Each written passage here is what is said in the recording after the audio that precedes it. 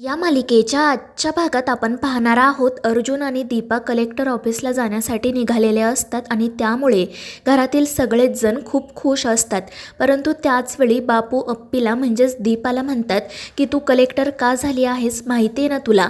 परंतु त्यावेळी दीपाला काही उत्तर देता येत नाही आणि मग अर्जुन म्हणतो की बापू तिला चांगलंच माहिती आहे ती कलेक्टर का झाली आहे ते. पण तितक्यात अमोल म्हणतो की मा सांग ना तू कलेक्टर का झाली असते. पण अर्जुन तितक्यात म्हणतो की बाळा उगाच तू मला त्रास देऊ नको आणि त्यामुळे अमोल गप्प बसतो. त्यानंतर घरातील सगळेजण अपर्णाला शुभेच्छा देतात आणि मग त्यानंतर अर्जुन आणि अपर्णा सगळ्यांचा निरोप घेऊन घरातून बाहेर पडतात. अमोल मात्र मनाशी म्हणत असतो की माझ्या माला हे सुद्धा सांगता आलं नाही की ती कलेक्टर का झाली आहे ते. ही माझी मा कशी काय असू शकते. आणि मग तो सुद्धा त्या दोघांच्या पाठोपाठ बाहेर येतो. तो अर्जुनला म्हणत असतो की बाबा मला तुझ्याशी महत्त्वाचं बोलायचं आहे आणि तो दीपाला गाडीत बसायला सांगतो. नाईलाजाने दीपा गाडीत बसते तर अर्जुन अमोलला काय झालं आहे हे विचारतो. तर अमोल म्हणत असतो की बाबा माहीत नाही का, मात्र ही मला माझी मा वाटतच नाही आहे. म्हणजे बघ ना मला ती कलेक्टर का झाली हे सुद्धा सांगता आलेलं नाही आहे.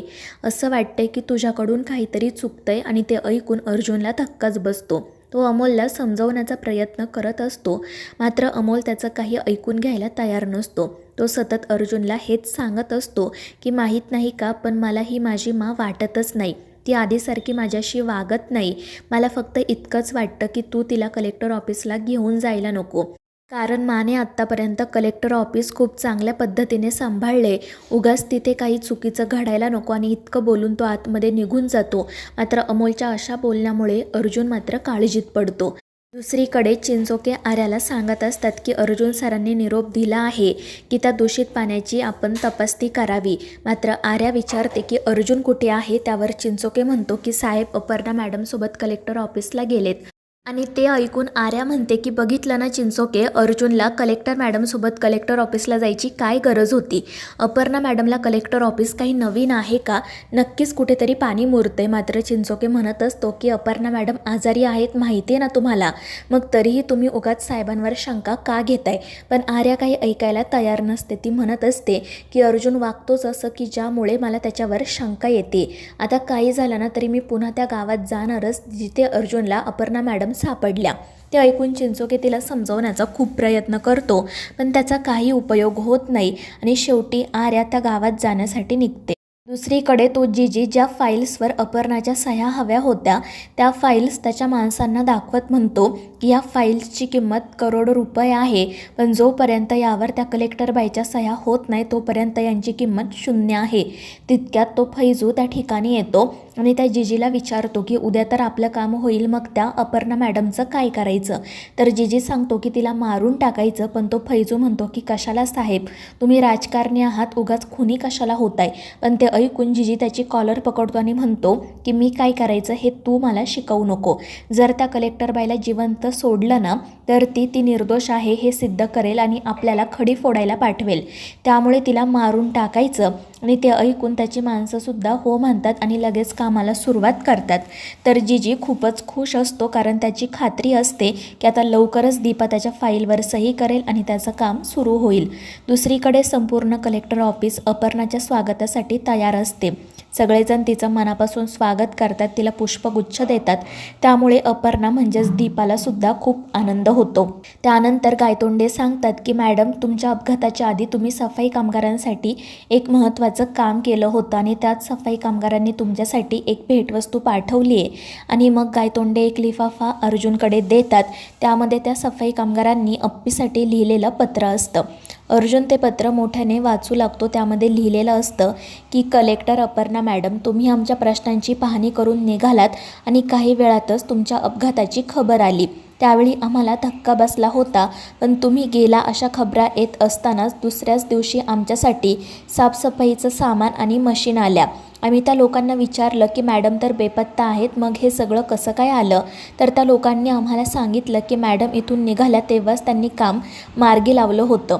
आमची मुलं भाऊ या सफाईच्या कामामध्ये दगावत असताना तुम्ही स्वतः येऊन आमच्यासोबत साफसफाई केली आणि आमचे प्रश्न समजून घेऊन ते मार्गीसुद्धा लावले. आज तुम्हाला माघारी आलेलं बघून खरंच खूप आनंद होतोय. आणि आम्हाला तुम्हाला भेटण्याची सुद्धा इच्छा होती, पण आम्ही ठरवले की कामात आता कसूर करायची नाही. ज्या विश्वासाने तुम्ही हे सगळं सामान आमच्याकडे आणून दिलत ना, त्याच विश्वासाने आम्ही तुम्हाला हे सांगतोय की आम्ही हे शहर आमच्याकडून जेवढं होईल तेवढं स्वच्छ ठेवू. आम्ही तुम्हाला लवकरच भेटू आणि तुम्ही लवकरात लवकर बऱ्या व्हाव्यात त्यासाठी आम्ही सगळ्या बायकांनी उपवाससुद्धा ठेवलेत. आणि हे सगळं काही ऐकून दीपाचे डोळे नकळतपणे भरून येतात. अर्जुनलासुद्धा अप्पीचा खूप अभिमान वाटत असतो. दीपा मनाशी म्हणत असते की खरंच खूप ताकदीची बाई आहे या कलेक्टर मॅडम, त्यांनी किती केलं आहे लोकांसाठी. आणि मग त्यानंतर अर्जुन तेथून निघून जातो. तर गायतोंडे अपर्णाला म्हणजेच दीपाला सांगतात की मॅडम आता आपण कामाला सुरुवात करूयात.